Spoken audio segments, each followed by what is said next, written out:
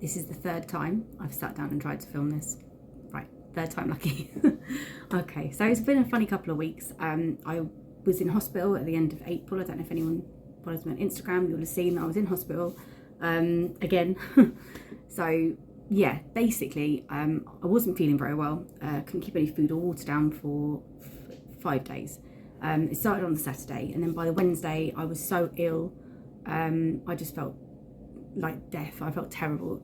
So I phoned my doctor, and they said to me the best thing to do would be to go to A&E, because they could give me an oral anti-sickness, but if they did that, obviously if I can't keep water or food down, I can't keep painkillers down, I'm not going to be able to keep an anti-sickness down anyway. So on the Wednesday I went into A&E. I was seen by a doctor after a little wait. And basically she asked me loads of questions. She went through everything, and then she said to me, have you got any pain anywhere? I said, well, yeah, actually I've had some pain in my back for a few weeks. So straight away the red flags went, and they said, you need to stay in, we're going to admit you.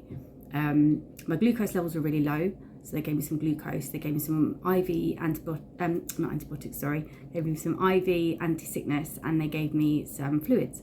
They did a stool sample, delightful, and they did a chest x-ray, sorry, not a CT, and they put me through for, originally it was going to be a spinal CT, but they ended up doing a spinal MRI instead, and they did one of those heart check things, you know, where they put all the things all over you, and check my heart. My heart rate was quite high, they said, but I think it had gone down by the time I went, and the anti-sickness kicked in, and I managed just to keep some food and water down.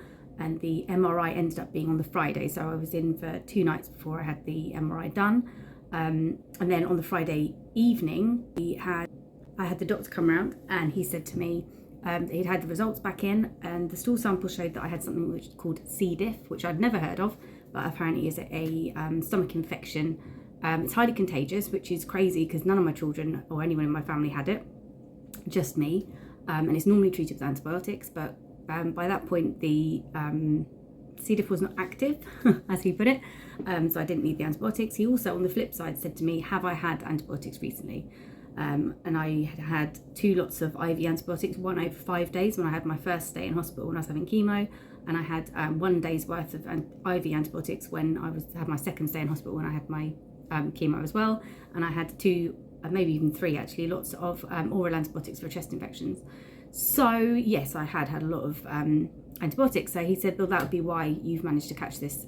You've got no immune system. Basically, your immune system is mainly in your stomach, and you've just got no gut flora, nothing left there. So it was a real wake-up call for me. I suddenly thought I actually really need to put some effort into getting myself to my tip-top health, and trying to support my body so that I can actually be the healthiest that I can be. Because I can't go around just catching any bug all the time. I've got 4 children, so it's not going to bode well. He also gave me the results of my MRI, which were quite interesting. There was, I think they basically thought that the cancer had spread and it was putting pressure on my spine, and that's why I was getting the pain. In fact, it wasn't that, which is good. That is lucky. It wasn't all good news. I have actually now got degenerative disc disease due to the radiation. I've got loss of bone marrow in my T4, T5 and T6 vertebral bodies, and there's loss of bone marrow in the L4, L5 and sacral bodies also, and that does say this is related to the radiotherapy.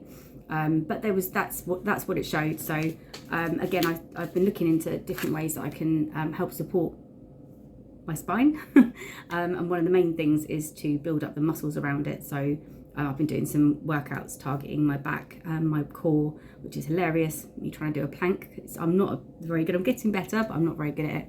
And just trying to generally build my body up to support it and give it the best chance it's got, really. I've been looking at a lot of complementary therapies, and there's some really good ones out there. I've actually had a few people contact me about different things. One of the things that's been really interesting is oxygen therapy, which I've read up on, I've looked into. There's somewhere near me in Canterbury that does it, and it's for lots of different things, MS and other health conditions, but it looks like it's a real winner, so I might give that a go. Some other herbal remedies and other things that I can do just to try and build my body up so it can give it the best chance it's got to survive, basically, and keep going and be healthy. The stay in hospital. So I was in there for 2 nights. It was loud. Oh my goodness. The snoring was incredible.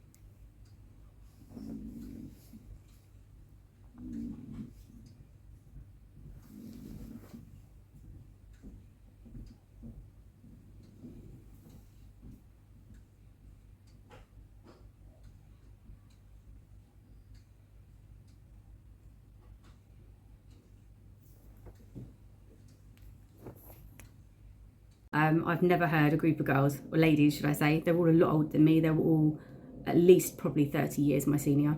And they were lovely. I met some really lovely people. Barbara's really sweet. They ended up moving home the last day and she cried because she was going to miss us, which was really sad.